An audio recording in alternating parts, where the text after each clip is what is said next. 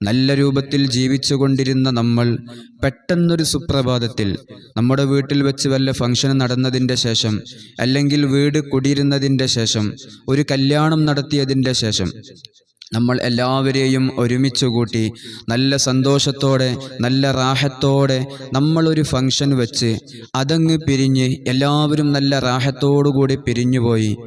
അവിടുന്ന് അങ്ങോട്ട് നമ്മുടെ കുടുംബത്തിൽ ഒരു സമാധാനമില്ലാതെ വരിക, സാമ്പത്തികമായ ഒരു പുരോഗതി ലഭിക്കാതെ വരിക, എന്തിനിറങ്ങിക്കഴിഞ്ഞാലും ഒന്നിലും നമുക്കൊന്ന് കരകയറാൻ പറ്റാതെ വരിക. അതുവരെ നമ്മൾ നല്ല രൂപത്തിൽ ജീവിച്ചവരായിരിക്കും. പെട്ടെന്നൊരു സുപ്രഭാതത്തിൽ നമ്മുടെ സമ്പാദ്യം അങ്ങ് നഷ്ടപ്പെടുക, നമ്മുടെ മക്കൾ നമ്മളിൽ നിന്ന് അകലുക, നമ്മുടെ കുടുംബത്തിൽ ഒരു നിലക്കുള്ള സമാധാനവും നമുക്ക് ലഭിക്കാതെ വരിക. ഇങ്ങനെ നമുക്ക് അനുഭവപ്പെടുകയാണെങ്കിൽ പല കുടുംബങ്ങളിലും അനുഭവിക്കുന്ന വിഷയമാണ്. ഇവിടെ കൺസൾട്ടിങ്ങിന് വരുന്ന സമയത്ത് പലരും എന്നോട് പറയുന്ന ഒരു പ്രയാസമാണ്, കല്യാണം കഴിഞ്ഞതിൻ്റെ ശേഷം, ഞാൻ എൻ്റെ വീട് കുടിരുന്നതിൻ്റെ ശേഷം ഇന്ന് വരെ എൻ്റെ കുടുംബത്തിൽ എനിക്കൊരു റാഹത്ത് ലഭിച്ചിട്ടില്ല, സമാധാനം ലഭിച്ചിട്ടില്ല. സാമ്പത്തികമായി വളരെ കഷ്ടപ്പാടിലാണ്, വളരെ പ്രയാസത്തിലാണ്. ഒന്ന് കരകയറാൻ എന്താണ് ചെയ്യേണ്ടത്?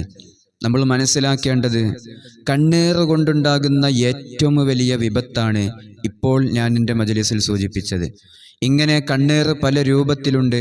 കണ്ണീർ ബാധിച്ചു കഴിഞ്ഞാൽ നമ്മുടെ കുടുംബത്തിൽ നമുക്കൊരു സമാധാനം ലഭിക്കാതെ സാമ്പത്തികമായും ശാരീരികമായും മാനസികമായും നമ്മൾ തകർന്നു പോകുമ്പോൾ, അത് കണ്ണീർ മൂലമാണെങ്കിൽ ഇൻഷാ അല്ലാഹ് നമ്മൾ ചെയ്യേണ്ട വളരെ മഹത്തായ ഒരു അമലാണ് ഇന്ന് ഈ മജ്‌ലിസിലൂടെ നമ്മൾ പഠിക്കുന്നത്.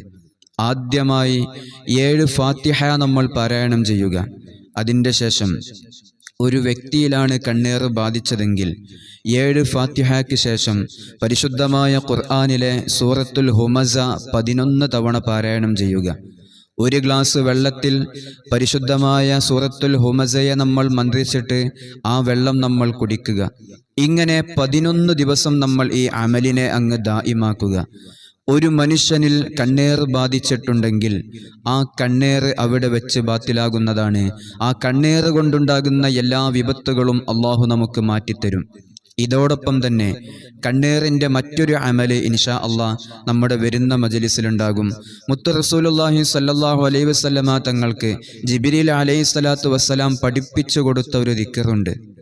അള്ളാഹുവിൽ നിന്ന് കിട്ടാത്ത ഒരു കാര്യവും മഹാനായ ജിബ്രീൽ അലൈഹിസ്സലാത്തു വസ്സലാം മുത്ത് റസൂലുള്ളാഹിക്ക് എത്തിച്ചു കൊടുത്തിട്ടില്ല. അള്ളാഹുവിൽ നിന്ന് മഹാനായ ജിബ്രീൽ അലൈഹിസ്സലാത്തു വസ്സലാമിന് ലഭിച്ച് അത് മുത്ത് റസൂലുള്ളാഹിക്ക് പഠിപ്പിച്ചു കൊടുത്ത ഒരു ദിക്റുണ്ട്.